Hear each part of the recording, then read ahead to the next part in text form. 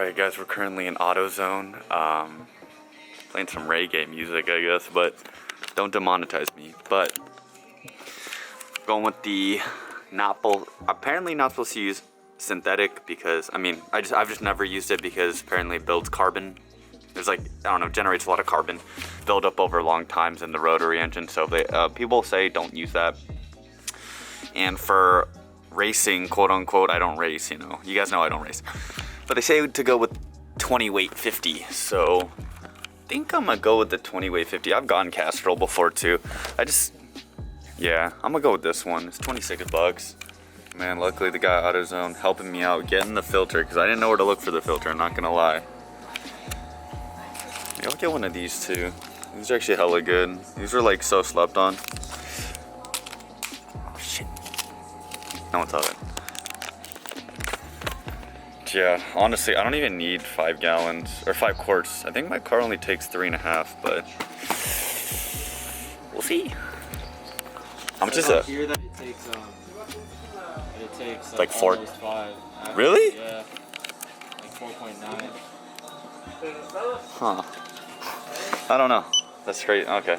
I just pulled up to my home, the home I grew up in, and just parked. It's gonna be a segment on, I guess, how to change your oil. So first off, okay, this beeping just stopped. Okay, so I just parked the car. It's obviously really hot, so the oil's really hot. So what I'm gonna do is let it cool down to a temperature where I can like, because basically the oil is gonna come out. I'm gonna take off the oil pan nut, whatever, and the oil's gonna come out. It's gonna be really, really freaking hot. So I'm gonna let it cool down a little so I don't burn my hands. But if you're doing this cold on a cold car, you can still change the oil without having your car warm. However, having the car warm really helps lower the viscosity, sorry. It lowers the viscosity of the oil, so it drains out faster.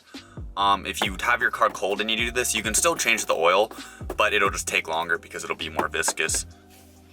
All right, gonna wait for it to cool down. First step, you're gonna wanna lift the car up. Oh my God, all right.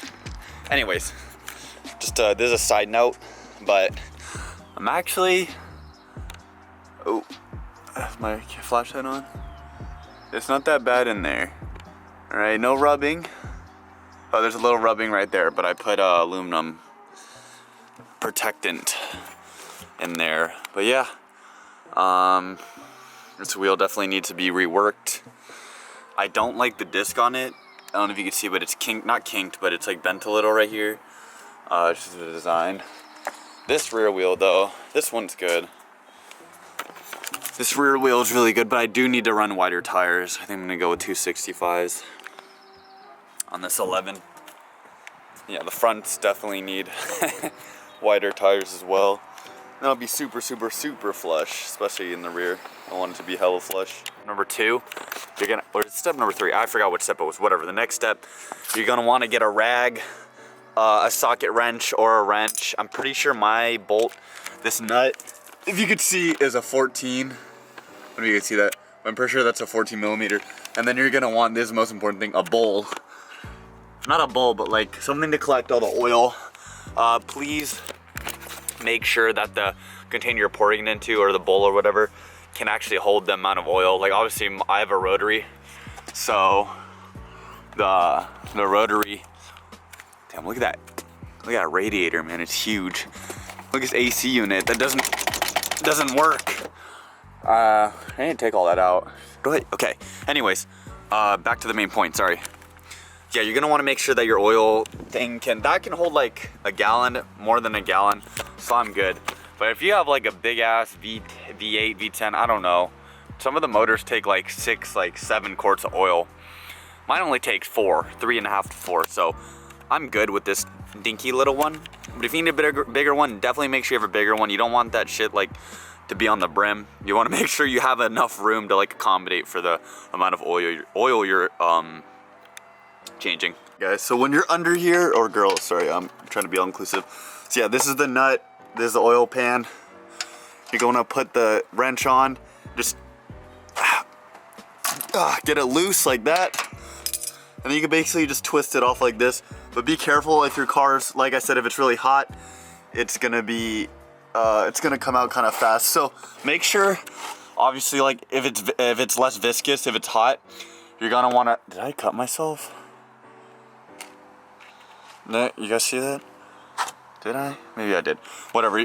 Make sure it's at an angle, so like it's gonna shoot out at. It's not gonna pour down. It's gonna shoot out like this at an angle. At probably like a 45-degree angle if it's really hot. So make sure when you do it, your oil thing is. Oh, also make sure you have a rag because it's gonna get really messy. So, all right, I'm gonna undo it now, and it's all gonna. As you can see, I messed up a little and spilled some on the ground. I'm stupid, and I was filming. My hands got a little dirty, just a little bit. But yeah, it's a little hot right now. Yeah, so it's gonna come out a little faster, which makes it a lot easier. Oh my God, this car really doesn't have much oil. I don't know if you guys can see that. It's not a lot. It's not a lot, but it's coming out. I guess just, I don't really know what to do with the nut right now because I only have one rag. Hold on, let me figure this out off camera. You guys can always do to check how much, I guess, like metal or like not shrapnel, but like engine, whatever, is you can, this is a magnetic piece so you can kind of see how much metal is on it. And there's, what? Are you near my car? No.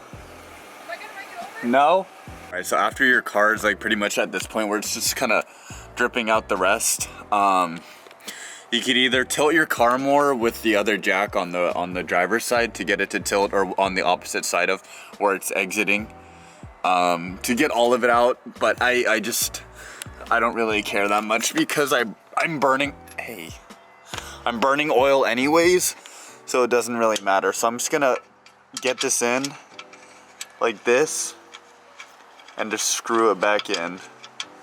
You can hand screw it back in to a certain point. Obviously use the ratchet to completely get it down, but yeah, after you put it in, it's gonna stop dripping. You can wipe it down like this, like so. Get it all out, and then wipe the pan kinda so it doesn't drip. Sorry. Do that. And you can move the oil pan out because you're gonna need it for the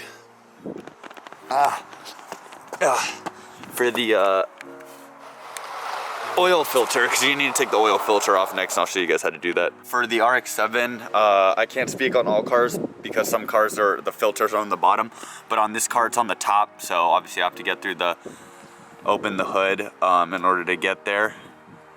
Make sure all these, you know, after looking at this, I'm pretty sure I have another leak, and I don't know where. I have no idea where it's leaking from. Sorry, this is super off topic.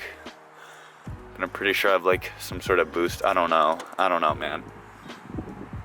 Whatever, I'm getting rid of all this stuff. And I got a little boo-boo. All right, whatever. So, yeah, next I'm just gonna take this off. Let's see if I can do it by hand. All right, I most definitely cannot do it by hand. So I'm gonna go get a socket that's for that size. I think it's a 21. I don't know. I'm about to go find out. Here I'm using this crescent wrench because I couldn't get a socket because this thing was in the way. I didn't really, too lazy to take it off, so I'm just gonna use a crescent wrench. But yeah, as you see, I'm just twisting it until I can get it off by hand, which I can now. Put that there. Take this off. Since it's from the top, theoretically no oil should leak out. But what I'm gonna do is grab the oil. We'll call it the oil. I don't know, bucket, the oil bucket, and the rag, and take it off with the rag just in case if any oil leaks out, which a little might, but it shouldn't be too bad. And this thing has been cutting me all damn day. This little, what is this? All right, whatever. But yeah. Okay, I'm just gonna take this off, and boom. Should just come off like this. Yeah, luckily it's on the top, so it saves me the trouble of having to keep this under. If it was from the bottom, most definitely would leak out, but since it's from the top, doesn't. Now I'm gonna grab this one from K&N. Damn, I went with the high quality one. This one, you know, engineered to last up to 5,000 miles. Cap, I'm using it for 2,000 max. I'm probably gonna change my oil again. the oil cap or the oil fill up in your car, it should be pretty obvious, because this like changing your oil is something that used to be really basic, but I mean some people don't know how, and that's why I'm making this video. But you just need to look for this. It should be some sort of oil symbol. It's literally gonna, all oil caps are gonna look like this or something similar to that. Basically it's gonna look like a little genie pot. That's what I think of it as, with oil dripping out. So you're gonna wanna, why is mine so tight?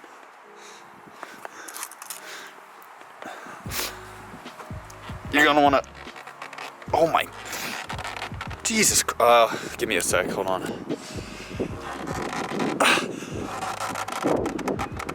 Twisted this on, God, Jesus. So after you get this cap off, if it's really tough, use 2 hands like I had to. I don't know why it was so tough, but yeah, check it, see if there's any water. Nope. So we're good to go. And then you stick the funnel in like that. You stick a funnel in, and you grab your oil. All right, so this is 5 quarts. My car needs 4, 3.5, like 3.7. So what I'm gonna do is look at here, and then there's a little indicator on here, and I'm just gonna pour it down to the 1 quart mark, because 5 minus 1 equals 4, which is exactly what I need. So I'm just gonna, oh, I missed a little, sorry. And yeah, don't go too fast, because your car can only take so much oil at once, or the funnel, sorry. The funnel can only drain so much oil at once, so we're gonna go at a slow pace. Okay, that was a little too fast. The last step, clean off my hands a little, and also clean off the area where I spilled a little. I spilled a little over here. And take the funnel out. Take this funnel out with the rag. Put on the ground so it doesn't leak anywhere. And put the cap back on.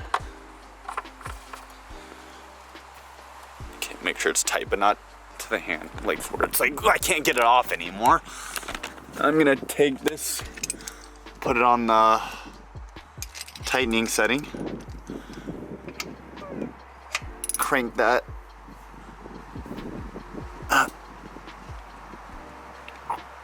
down so we don't leak any oil. Ooh, yeah, that's pretty much all you have to do.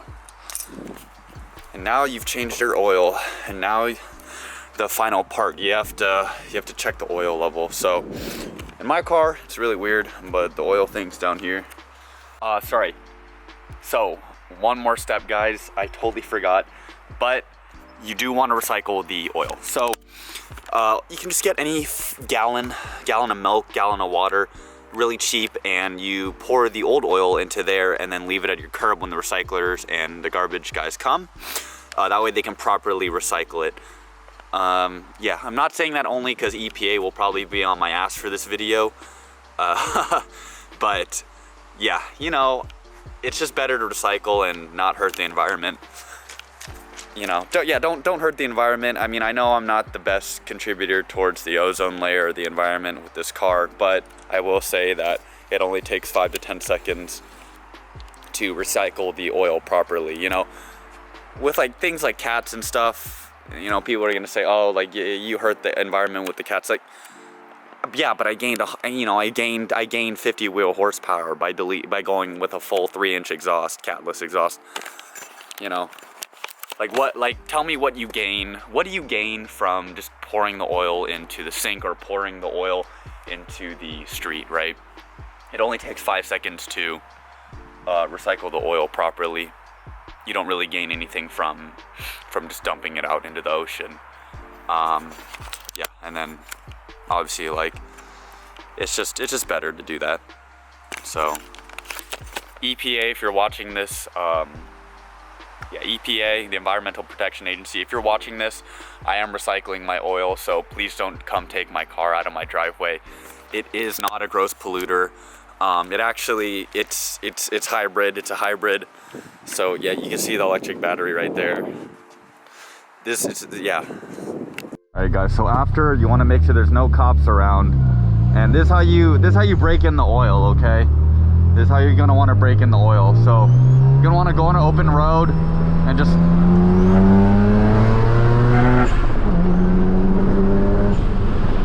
You know, that's how you're really gonna break in the oil. after you do your oil change, okay? It's a really crucial step. You really just want to get the oil circulating around in there.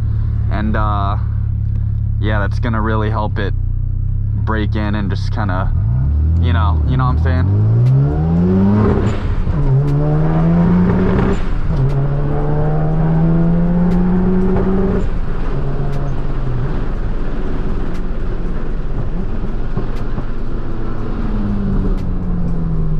Man, I'm hitting boost cuts so bad. It is so bad. I think this Camry next to me wants to race. I'm not gonna look at him because I don't want him to think it's a race. But yeah, I think it's an automatic. So I don't know if I should give him the sauce right now. I'll give him the sauce.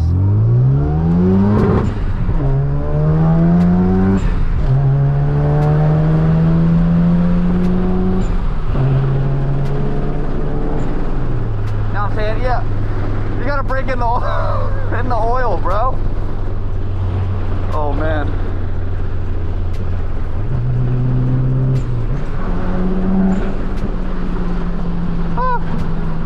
I'm rubbing too much. All right, we're good, we're good, we're good. It's just so bad, man. When I hit boost cut, I really gotta go single turbo, man, because it's effing me up. It's effing my launches up. But yeah, that's basically how you guys do an oil, or girls, sorry. That's how you people, all my car people, would do an oil change. You could be a normal person too. You could just be an average person just trying to do an oil change on your car. I hope this video helped. Obviously the very last part, the pulls I did, that was obviously like satirical, that was sarcastic. You don't actually have to run the car hard like that in order to get the oil circulating. You literally just have to start it up and the oil will start circulating, and just drive normally. You don't have to do anything special after you change your oil. Maybe just let it run for like 30 seconds to get it flowing, but that's really it. There's nothing else to it. It's pretty simple, and this applies to most car models except for electric vehicles, for very obvious reasons. So, yep, that's how you change the oil. Hope y'all enjoyed the video, and if you liked it, you know, go ahead and give it a like. If you like the channel, you know, you can go ahead and subscribe too. So that would really help me out. I appreciate all the support, and I hope you all have a good day.